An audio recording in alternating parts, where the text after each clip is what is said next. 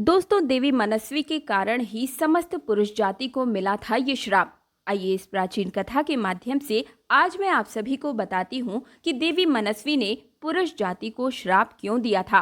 दोस्तों, एक समय की बात है, देवर्षि नारद भगवान शिव के दर्शन करने की अभिलाषा से कैलाश पर्वत पर जाते हैं। देवर्षि को देखकर भगवान शिव प्रसन्न हो जाते हैं और कहते हैं, हे नारद, किस कारण से आज तुम्हारा कैलाश पर आगमन हुआ है? अवश्य ही प्रभु ने कोई लीला रची है जिसका भाग बनकर तुम यहाँ पर आए हो। नारद जी कहते हैं कि हे भोलेनाथ, आप तो संसार के कण कण में वास करते हैं, भला आपसे कोई बात कैसे छुपी रह सकती है? हे प्रभु, मेरे मन में आपके दर्शन की अभिलाषा जागृत हुई, सो मैं चला आया। आज मेरे मन में एक शंका का निर्माण भी हुआ है, उसी का समाधान करने के उद्देश्य से आपके पास आया हूँ। कृपया मेरी शंका का समाधान कीजिए। भगवान शिव कहते हैं कि हे नारद, तुम्हारे मन में जो भी शंका है निसंकोच होकर मुझसे पूछ लो। तुम्हारी हर शंका का समाधान मैं जरूर करूंगा, अतः तुम्हारी जो भी शंका हो उसे पूछो। देवर्षि नारद कहते हैं कि हे दीनानाथ, आप परम दयालु और कृपालु हैं।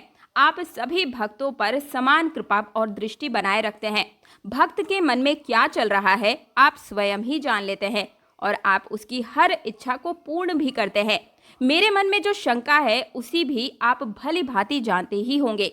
भगवान शिव कहते हैं कि हे नारद, तुम्हारे मन में जो प्रश्न उठ रहा है उसे मैं अवश्य जानता हूँ, इसलिए अब तुम पूछने में बिल्कुल भी संकोच मत करो। देवर्षि कहते हैं, हे प्रभु, आज मैं आपके पास ये जानने के लिए आया हूँ कि देवी मनस्वी कौन थी और उन्होंने समस्त पुरुष जाति को कौन सा श्राप दिया था।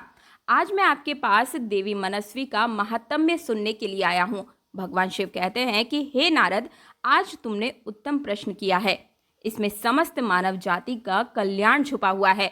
आज मैं तुम्हें देवी मनस्वी के जन्म की कथा सुनाता हूँ।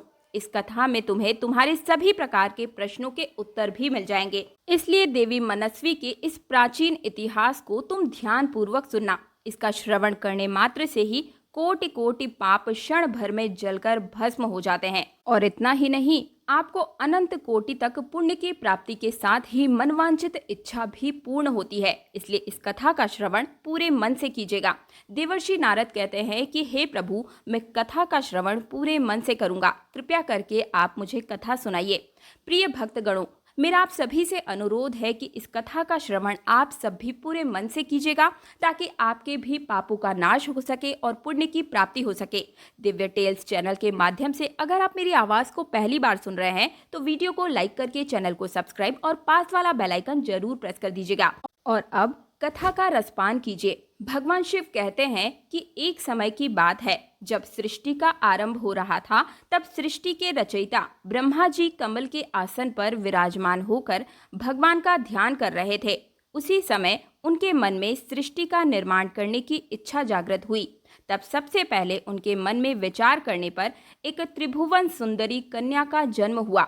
वह कन्या अत्यंत सुंदर और मनमोहिनी थी। मन से उत्पन्न होने के कारण वह ब्रह्मा की मानस कन्या हुई। ब्रह्मा जी उस समय ध्यान कर रहे थे और ध्यान करते समय वह कन्या उत्पन्न हुई, इसलिए उसका नाम मनस्वी हुआ।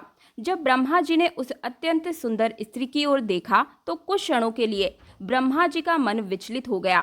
उसका मनमोहक रूप देखकर ब्रह्मा जी मोहित हो गए और उनके मन में काम भावना जागृत हुई। ब्रह्मा जी की ऐसी कुपित दृष्टि पड़ते ही उस देवी का तेज नष्ट हो गया, जिस कारण देवी मनस्वी बहुत ही दुखी हो गई और उस स्थान को छोड़कर चली गई। हे नारद, ब्रह्मा जी के मन में किसी भी प्रकार का विकार उत्पन्न नहीं हो सकता, किंतु प्रभु की लीला तो देखिए। उन्होंने अपनी लीला दिखाने के लिए ब्रह्मा जी के मन में भी विकार डाल दिया।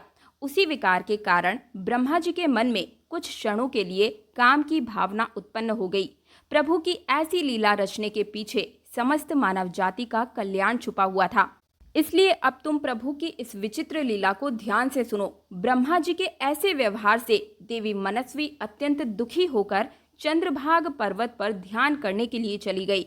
जहां जाकर उनके मन में इस बात की चिंता सताने लगी कि मैं तपस्या किसकी करूं, किस भगवान की आराधना करूं। इस विचार से वह पृथ्वी लोक पर ब्रह्मलोहित नाम के सरोवर के पास चली गई और वहीं पर खड़ी हो गई। फिर महर्षि वशिष्ठ उसी स्थान से गुजर रहे थे तो उन्होंने देवी मनस्वी को सरोवर के पास खड़ा हुआ देखा। देवी मनस्वी को अकेले उस स्थान पर देखकर महर्षि वशिष्ठ उनके पास चले गए और उनसे पूछने लगे, हे भद्रे, तुम कौन हो? किसकी पुत्री हो? इस भयंकर वन में किस लिए घूम रही हो? यदि कोई गोपनीय बात ना हो तो अवश्य तुम्हारा उद्देश्य बताओ। तब देवी मनस्वी ने उनके साथ जो कुछ हुआ वह बतलाया और कहा, हे मुनिवर, इस पर्वत पर तपस्या करने के उद्देश्य से मैं आई हूँ। कृपया आप मुझे बताइए कि मैं किसकी तपस्या करूं? मुझे अब इस दोष से कौन मुक्ति दिलाएगा तथा तपस्या कैसे करनी चाहिए? कृपया मुझे उपदेश देकर अनुग्रहित कीजिए। मनस्वी की बात को सुनकर महर्षि वशिष्ठ कहने लगे, हे देवी, तुम भगवान नारायण की तपस्या करो। ओम नमो नारायण इस महामंत्र का जाप करो। जब तक भगवान के दर्शन न हो जाएं, तब तक इस महामंत्र का जाप करती रहो। स्वच्छ वस्त्र पहनकर उत्साह और प्रेम के साथ इस नियम का पालन करो। मौन धारण करते हुए भगवान के नाम का जाप करो। तुम्हारी भक्ति से प्रसन्न होकर भगवान विष्णु तुम्हें अवश्य ही दर्शन देंगे।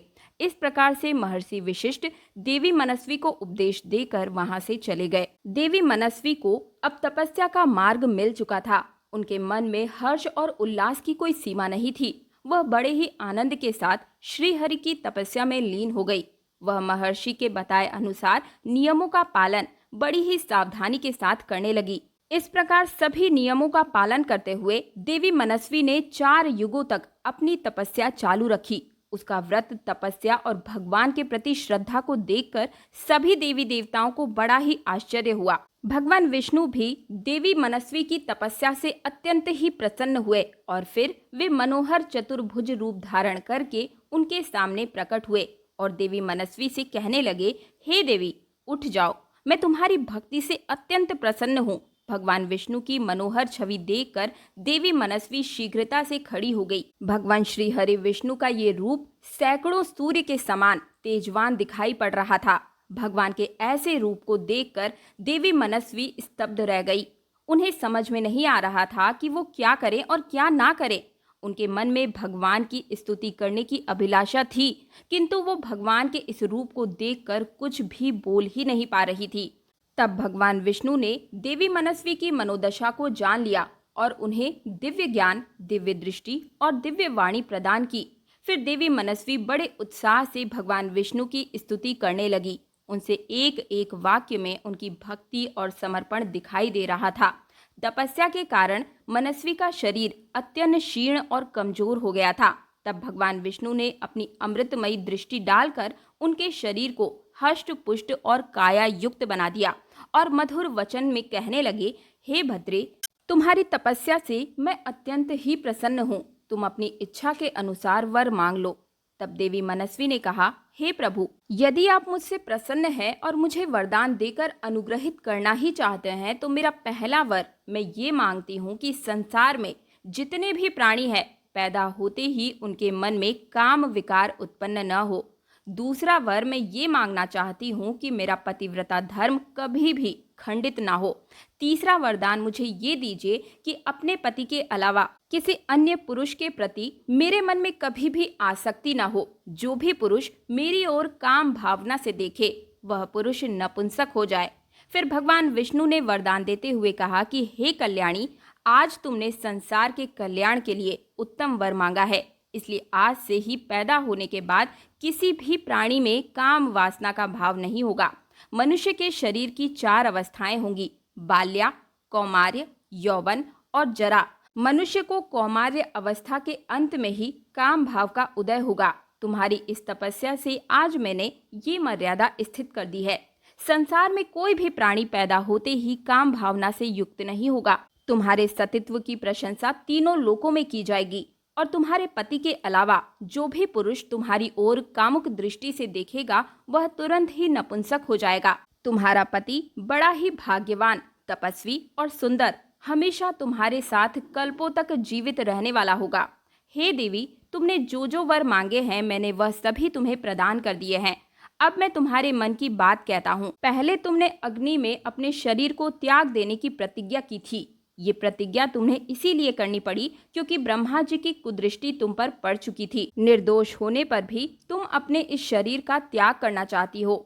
यहाँ से कुछ ही दूरी पर चंद्रभागा नदी के पास में एक महर्षि मेधातिथि हैं, जो कि एक ऐसे यज्ञ का आयोजन कर रहे हैं जो 12 वर्षों में पूर्ण होगा। उसी यज्ञ में तुम अपने शरीर का त्याग करके अपनी प्रतिज्ञा को पूरी करो, किंतु तुम वहां पर ऐसे वेश में जाओ कि मुनियों की दृष्टि तुम्हारे ऊपर न पड़ सके। मेरी कृपा से तुम अग्निदेव की पुत्री हो जाओगी। जिसे भी तुम अपना पति बनाना चाहती हो उसका चिंतन करते हुए तुम उस अग्नि में अपने इस शरीर को त्याग दो। इतना कहकर भगवान विष्णु ने अपने हाथ से देवी मनस्वी के मस्तक को स्पर्श किया। भगवान का स्पर्श होते ही देवी मनस्वी का शरीर आटे का बन गया। भगवान ने ऐसा इसलिए किया क्योंकि मुनियों का यह यज्ञ संसार के कल्याण के लिए हो रहा था और वो उसी अग्नि में मांस ना गिरे और अग्निदेव मांस भोजी न बन जाएं। तब देवी मनस्वी अदृश्य होकर यज्ञ के स्थान पर चली गई। उस समय देवी मनस्वी के मन में एक ही भावना थी कि जब वो पृथ्वीलोक पर आई तो सबसे पहले दर्शन उन्हें महर्षि वशिष्ठ के ही हुए थे।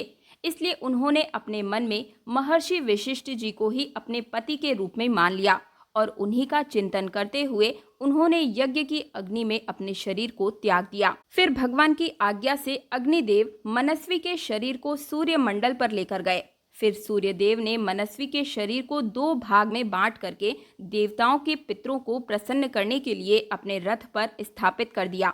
उनके शरीर का ऊपरी भाग प्रातः काल हुआ और शेष भाग संध्या काल हुआ और तभी से उनका नाम मनस्वी से बदलकर संध्या हुआ। देवी संध्या के कारण ही सुबह सूर्योदय के समय को प्रातः संध्या कहा जाता है और सूर्यास्त के समय को संध्या काल कहा जाता है। इस प्रकार से देवी संध्या जो त्याग की मूर्ति थी, उन्होंने अग्नि में प्रवेश करके अपने जीवन को समाप्त कर दिया। भगवान विष्णु के वरदान से देवी संध्या दूसरे जन्म में अरुंधति के रूप में प्रकट हुई और ब्रह्म ऋषि वशिष्ठ जी की पत्नी हुई। भगवान शिव कहते हैं कि हे नारद, इस प्रकार से देवी संध्या यानी कि देवी मनस्वी के कारण ही संसार में जन्म लेने वाला प्रत्येक प्राणी काम भावना से रहित होता है और उनके अंदर किसी भी प्रकार की काम वासना की उत्पत्ति नहीं होती है। और जब वो कौमार्य को प्राप्त हो जाता है तभी उसके मन में काम वासना उत्पन्न होती है। इस प्रकार से मैंने आपको देवी संध्या यानी कि देवी मनस्वी के जीवन का चरित्र सुना दिया है। देवर्षि नारद कहने लगे, हे प्रभु, आपने देवी संध्या के चरित्र को सुनाकर मुझ पर बड़ा उपकार किया है। देवी मनस्वी यानी कि देवी संध्या की कथा सुनकर मैं धन्य हुआ। आपको कोटि कोटि धन्यवाद करता हूँ। हे प्रभु, अब इस कथा का प्रचार मैं तीनों लोकों में करूँगा।